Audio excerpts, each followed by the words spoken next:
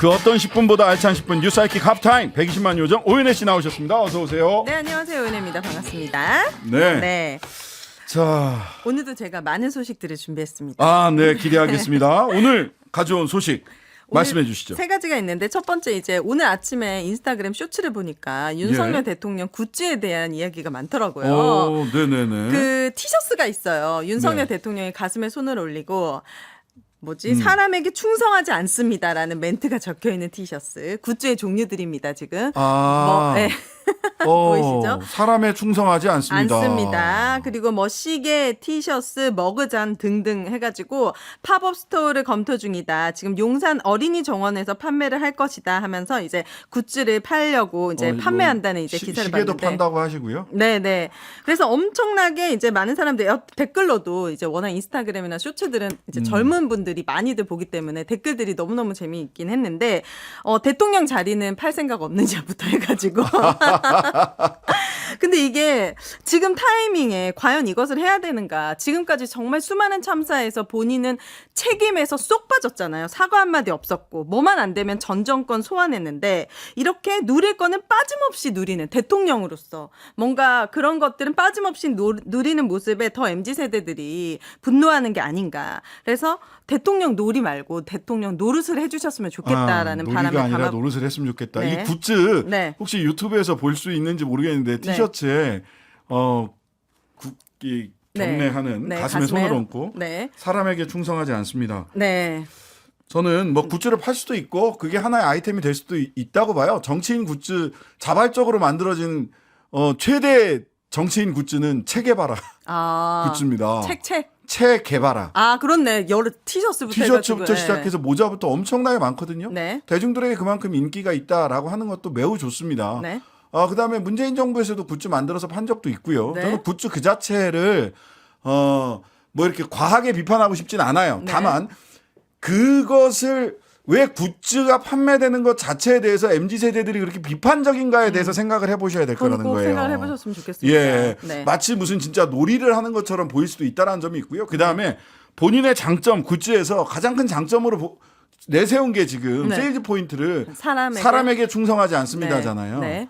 윤핵관, 그러니까요. 검핵관, 윤석열 사단. 네. 그러니까 그 문구 자체를 박아가지고 티셔츠를 만드셨다는 것 자체가 그러니까 그것 자체로도 지금 MZ들이 할 말이 많은 거죠. 아이러니하게 느껴지는 겁니다. 네. 지금 윤핵관이 아니면 또는 뭐 검핵관이라고 흔히 얘기하는 검찰 출신들이 아니면 네. 대한민국에서 한 자리 하겠나라고 하는 생각들을 국민들이 의구심을 가지고 있는데 네. 사람에게 충성하지 않습니다. 네. 그래요. 윤석열 대통령 당신은 사람에게 충성하지 않았을지 모르겠지만 네. 윤 대통령이 사람을 쓰는 방식은 나에게 충성하는 사람만 골라다 쓰는 거 아닙니까? 라는 질문을 할 그 수밖에 굿즈를 보면 하게 된다는 겁니다. 네.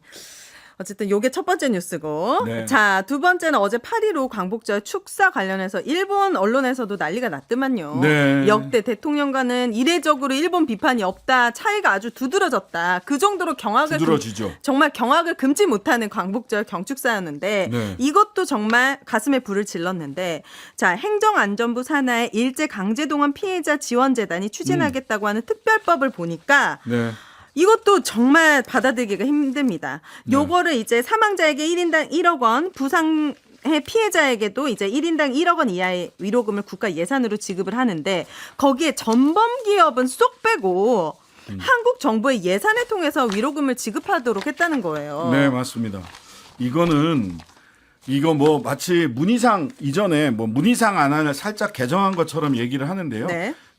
전 문희상 의장이 냈던 문희상 안의 핵심은 뭐였냐면 일본의 전범 기업과 한국의 기업들 그다음에 시민사회 진영이 같이 돈을 출연하는 거예요. 최소한 일본의 책임, 일본 네. 전범 기업의 책임을 돈을 통해서나마 그 책임을 묻겠다. 네. 그 책임에 대해서 일부 출연을 해라. 돈을 통해서라도 본인들의 사죄의 뜻을 표하라. 네. 라고 하는 게 바탕에 깔려 있었는데 그게 다 없어요. 그러니까요. 예, 그러면서 이제 자랑하는 것은 범위를 넓혔다. 과거 문희상 안은 해외에서 입은 피해, 그러니까 일본으로 끌려가거나 또는 뭐 동남아나 필리핀 이런 데로 끌려가거나 전범기업에 의해서 이 피해만을 대상으로 했다면 국내 피해자들까지 전부 국내에서도 뭐 전범기업에 끌려가서 강제징용이나 노동을 했을 수 있잖아요. 네. 근데 이게 정말 현실적이지 않은 게 네. 최소 20만 명이거든요. 아, 그거를 우리 정부 예산이나 예산으로 하겠다는 거예요. 20만 명. 최소 20만 명. 1인당 1억 원 이상이고 1인당 사망자는 1억 원이에요. 예, 그러면 사망자만 20만 명 정도예요. 그럼 최소 1억 곱하기 20만 명 하면 20조예요. 아니 물론 네. 그 피해를 돈으로 20조가 너무 크니까 안 된다. 저는 이런 말씀을 드리고 싶은 네. 게 아니에요. 그걸 왜 우리 국가 예산으로 하냐는 거예요. 아, 전범 기업이 왜 빠지는 겁니까? 그렇습니다. 심지어는 전범기업의 법률상의 책임, 손해배상 책임은 우리 대법원에서도 인정한 거예요. 네. 대법원에서도 이거에 대해서 이게 이제 어떤 효과를 가지고 올 거냐면 두 가지 노리는 게 있을 텐데요. 하나는 대한민국 정부가 이렇게 강제징용 피해자 등을 위해서 이만큼 노력하고 있다라고 하는 것을 보여주려고 하는 건데 그걸 돈으로 20조 원이라고 하는 돈으로 그 노력을 보여주고 싶어 하는 것이고 네. 두 번째는 지금 보세요. 네 분의 피해자와 그 가족들이 이 돈을 수령하는 것을 소위 화해치유재단에서 돈 제3자 변제하는 것. 네. 전범기업 대신 화해치유재단이 네. 정부 돈으로 해서 돈 배상하는 것을 거부했단 말이에요. 거부했잖아요. 그랬더니 공탁 신청했어요. 누가요? 그 공탁하겠다고 정부에서 외교부에서 했단 말이에요. 네. 근데 법원에서 저희 변호사들이 맨날 했던 얘기예요. 야, 이거는 제3자가 변제할 수 있는 게 아니야. 두 가지 의미에서 변제할 수가 없어요. 하나는 제3자가 이거를 난 당신한테 변제 안 받을 거야. 안 난 받겠어. 전범기업한테 변제 받을 거야. 라고 의사표시를 하면 네. 제3자 변제는 불가능합니다. 그다음에 두 번째 요건도 있어요. 네. 둘 중에 하나만 해도 되는데 둘 다 포함하는데 이게 돈의 성격, 갚아야 될 돈의 성격이 제3자가 변제할 수 없는 돈이다. 그런 채무다라고 그러면 제3자 변제를 할 수 없어요. 근데 법원에서 그 부분을 또 인정을 했어요. 이번에 엊그제. 아, 그래요? 인정을 뭐라고 했냐면 이 돈에는 말하자면 위자료, 정신적인 손해를 배상하라, 네. 사과하라는 거예요. 돈을 통해서라도 사과하라. 사과의 의미가 담겨져 있죠. 그 네. 돈에는 정신적 피해를 사과하라고 하는 의미가 담겨 있는데 아니 두드려 팬 사람은 그러니까, 네. 따로 있는데 옆에 있던 사람이 와가지고 이거- 우리 집 아버지가 와가지고 옆집 아버지한테 내가 맞았단 말이에요. 근데 우리 집 아버지가 와서 야, 이 돈 받아. 그러니까요. 이거는 사과의 뜻이 없는 돈이기 때문에 이거는 공탁할 수 없다. 변제 공탁할 수 없다라고 하는 취지까지 적시를 했어요. 그러면 이건 뭡니까? 그럼 이거 통과되면 안 되는 거 아닙니까? 이 특별법은? 아니 이거는 사실은 전범에 대해서 책임을 묻고 전범 네. 기업에 대해서 사법부가 인정한 대로 책임을 묻고 네. 그럼에도 불구하고 국가가 우리 역사의 피해자들에 네. 대해서 우리 역사 속의 피해자들에 대해서 더욱더 국가가 더 깊은 감사의 뜻 네. 그리고 위로의 뜻. 우리 국민들을 지키지 못했던 국가의 책임에 아. 대한 위로와 사죄의 뜻을 가진다면 모르겠어요. 아. 그런데 그게 아니라 전범 기업으로의 죄를 그 책임을 면해주기 위해서 돈으로 생색내는 거다라고 한다면 이거는 말이 안 되는 거죠. 예, 네. 그렇다면 받아들일 수 없습니다. 네. 네, 자, 두 번째 소식입니다. 뉴스타파가 또 새로운 취재를 또 끈질기게 해서 밝혀낸 게 있습니다. 보니까 기본적으로 국회의원 보좌진의 월급은 국민의 세금으로 나가고 관용차 같은 경우에는 렌탈 비용과 유료비는 이렇게 정치 후원금으로 이제 지불이 됩니다. 그런데 이런 것들을 오남용한 황보승희 의원에 대해서 취재를 했습니다. 자, 보니까 지난 8월 2일 오전 7시 50분에 딸과 함께 그랜저 차량에 타가지고 강남 학원 앞에 내려줍니다. 그리고 3시간 뒤에 학원이 끝나니까 또 그 차가 와가지고 딸을 태우고 거기서 끝나지 않고 이제 어떤 남성과 같이 점심을 먹어요. 네. 그런데 그 남성이 보니까 보좌진이에요. 근데 이게 평일뿐만 아니라 토요일에도 보니까는 이분이 가서 또 학원까지 사흘 뒤인 8월 5일 토요일 아침 8시에도 똑같이 강남 입시학원에 데려다 주고 이게 포착이 된 거예요. 정확하게 사진을 찍어가지고. 그러니까 네. 평일은 물론 휴일에도 보좌진을 불러내서 개인 용무도 해결하고 관용차도 쓰게 된 거죠.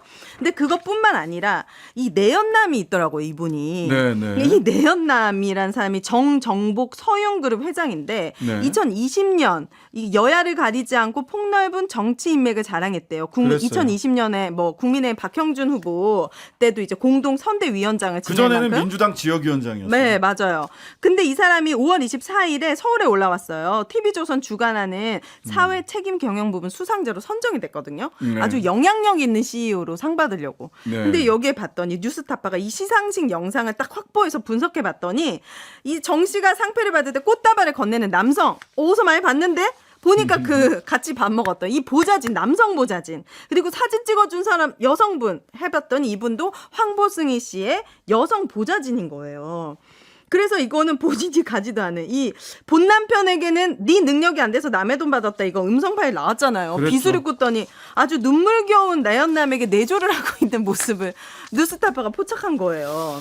공사 구분이 안 된다. 와 저는 이 잣대가 너무 심각하게 기울어져 있는 것 같아요. 이 공사 부분에 구분이 안 돼요. 이게. 네네. 이거는 뭐 탈당해서 뭐 사실무근이 아니라 모든 해명이 거짓말에 가까워 보인다. 네. 네네.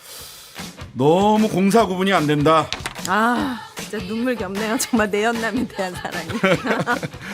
네. 예, 3부에서는 조원진 우리 공화당 대표, 4부에서는 박태웅 한빛미디어 이사회 의장 계속해서 만나보도록 하겠습니다. 오늘의 앞타임은 여기까지. 감사합니다. 감사합니다. 하루 종일 기다려지는 진짜 시사. 평일 저녁 6시 5분 신장식의 뉴스 하이킥.